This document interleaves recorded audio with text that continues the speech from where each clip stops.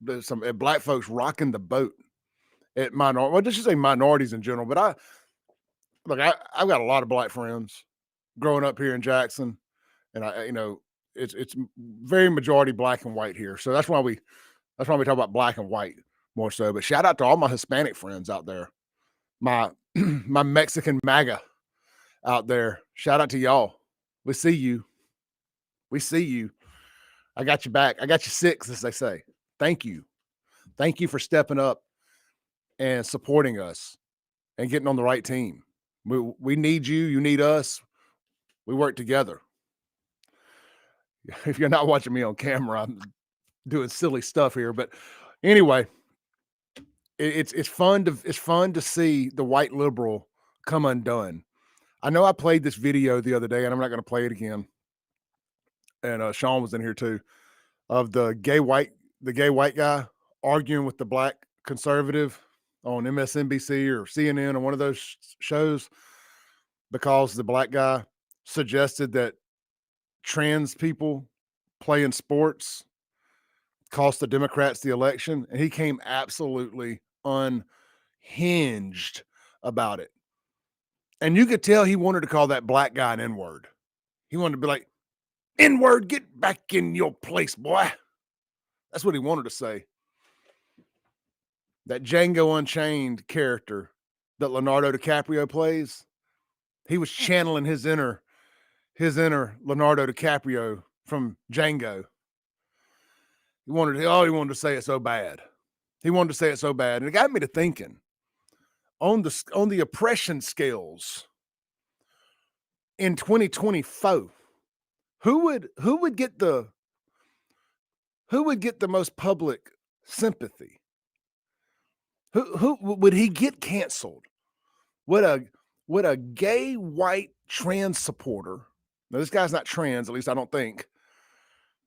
Would a gay white liberal guy defending transes people that called a black guy that was not anti-trans, but if you're not an ally, you're an enemy.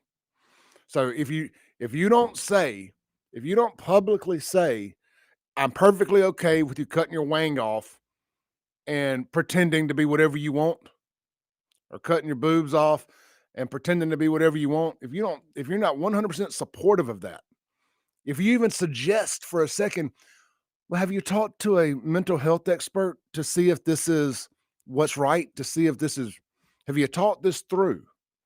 Again, if you're not 100% a supportive ally of the transes, you're an enemy. So what side would the public take here? Would they take the black guy who's just being, common sense? Or would the white guy who called him an N-word get a free pass because he's gay and because he's defending transes people against an evil conservative black guy? Because I'll tell you, well, white liberals, man, they want to call black conservatives the N-word so bad. You can just see it seething in their purple hair while they're making your coffee at the drive-thru this morning. Oh, they want to do it so bad.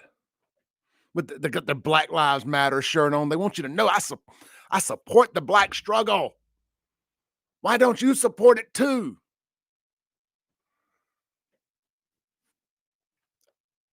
I think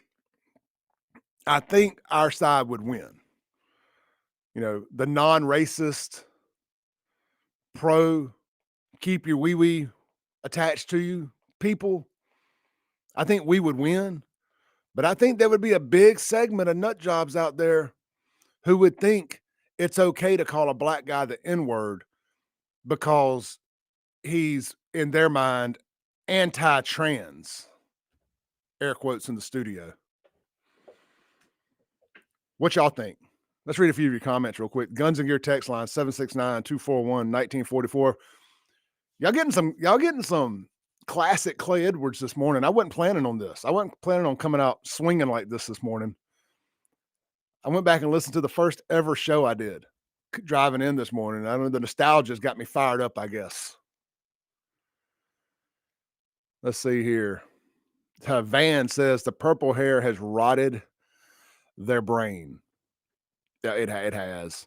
CNN has rotted their brain. MSNBC has rotted their brain. Tiffany says, "It's like they're just in competition to see who is the most oppressed." Yeah, not to keep talking about Clay Travis, but he is one of my big he's one of the big inspirations for this show. He really is. I always like to give credit where it's due. Not that he wants it, but he doesn't know who I am. But anyway, Clay Travis calls it the oppression Olympics. It's like who can be the most oppressed? If you're black, they say you're oppressed at birth. Thank you for tuning in to the Clay Edwards Show here, wherever you may be watching this video. Real quick, it's brought to you by the free testosterone screenings at Men's Health of Mississippi. Ladies, don't let the name fool you. You are welcome to take advantage of the free testosterone screenings as well. All you got to do is text my name, all caps, Clay, to 601 327 8550. Just a few of the symptoms that could be brought on by low testosterone include, but are not limited to, fatigue, decreased muscle tone, lack of energy, low libido, that's your sex drive, brain fog, and even sleep disturbances. It helped my mental health and depression a lot too, believe it or not. Again, text my name, 601 327 8550. Text Clay to 601 327 8550. And they're going to get you hooked up out there at their Madison office. That's Men's Health of Mississippi.